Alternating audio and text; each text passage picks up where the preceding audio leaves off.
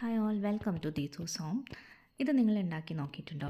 അത്ര ഫേമസ് കറിയല്ല, എന്നാലും നല്ല ടേസ്റ്റാണ്. നെല്ലിക്ക ചട്നിയാണ് ഉണ്ടാക്കാൻ പോകുന്നത്. അപ്പോൾ അതിനായിട്ട് ഞാനൊരു 4 നെല്ലിക്ക നല്ലോണം കഴുകിയെടുത്തിട്ട് കുക്കറിലിട്ടിട്ട് ഉപ്പും മഞ്ഞളും ചേർത്തൊന്ന് വേവിച്ചെടുത്തിട്ടുണ്ട്. അതിനുശേഷം ഇതിൻ്റെ വെള്ളവും നെല്ലിക്കയൊന്ന് സെപ്പറേറ്റ് ചെയ്തെടുക്കാം. വെള്ളം കളയണ്ട, നമുക്ക് ലാസ്റ്റ് കറി മിക്സ് ചെയ്യുമ്പോൾ എടുക്കാം. അതിനുശേഷം നെല്ലിക്കയിലെ കുരു കളഞ്ഞ് നെല്ലിക്ക നന്നായിട്ടൊന്ന് ഒന്നുകിൽ മാഷ് ചെയ്തെടുക്കാം, അല്ലെങ്കിൽ ഒന്ന് മിക്സിയിലൊന്ന് കറക്കി നന്നായിട്ട് പേസ്റ്റ് പോലെ അരച്ചെടുക്കാം. അതിലേക്ക് പിന്നെ ചേർക്കുന്നത് നാളികേരമാണ്. ഞാനിവിടെ ചിരവ യൂസ് ചെയ്യാത്ത കാരണം നാളികേരം ഇതേപോലെ പൂണ്ടിട്ട് മിക്സിയിലിട്ടിട്ട് പൊടിച്ചെടുക്കുക ചെയ്യുന്നത്. നിങ്ങൾ ചിരവ എടുക്കുകയാണെങ്കിൽ നെല്ലിക്കയുടെ കൂടെ തന്നെ അരയ്ക്കാം കേട്ടോ. ഇങ്ങനെയാണെങ്കിൽ അത് അരിഞ്ഞ് കിട്ടില്ല, തേങ്ങ ഇങ്ങനെ കഷ്ണം കഷ്ണമായിട്ട് കിടക്കും.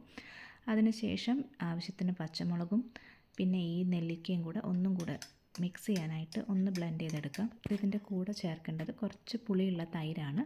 നെല്ലിക്കയ്ക്ക് പുളിയുണ്ട്, അപ്പോൾ നോക്കിയിട്ട് നിങ്ങളെ പാകത്തിനനുസരിച്ചിട്ട് പുളിയുള്ള തൈര് ചേർക്കുക. എന്നിട്ട് നല്ല പേസ്റ്റ് പോലെ നന്നായിട്ടൊന്ന് അരച്ചെടുക്കാം. നല്ല മഷി പോലെ അരയുകയെന്ന് പറയില്ലേ, അങ്ങനെ അരച്ചെടുക്കണം കേട്ടോ. അപ്പോൾ അതേ നന്നായിട്ട് അരഞ്ഞു വന്നിട്ടുണ്ട്. ഇനി ഇത് കുക്കറിൽ നമ്മുടെ ബാക്കി വെച്ച വെള്ളം ഉണ്ടല്ലോ നെല്ലിക്കയുടെ, അതിലേക്ക് ചേർത്തിട്ട് നന്നായിട്ട് തിളപ്പിച്ചെടുക്കണം. നിങ്ങൾ കൺസിസ്റ്റൻസി നിങ്ങളുടെ ഇഷ്ടത്തിന് എടുക്കാം. കാരണം ഞാനിതിവിടെ ലൂസ് കറിയായിട്ടാണ് എടുക്കുന്നത്. നിങ്ങൾക്ക് സൈഡ് കറി പോലെയാണെങ്കിൽ, ഇഞ്ചിക്കറി പോലെയാണെങ്കിൽ കുറച്ച് തിക്കായിട്ടും എടുക്കാം കേട്ടോ. അപ്പോൾ ഇതൊന്ന് നന്നായിട്ട് താളിച്ചെടുക്കാം. അപ്പോൾ ഞാൻ കടുകും മുളകും കറിവേപ്പില ഇവിടെ ഇല്ലാത്തതുകൊണ്ടാണ് കറിവേപ്പിലയും കൂടി ഇടണേ.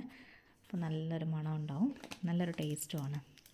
അപ്പോൾ നന്നായിട്ട് നമ്മുടെ വറവ് ഇട്ടു.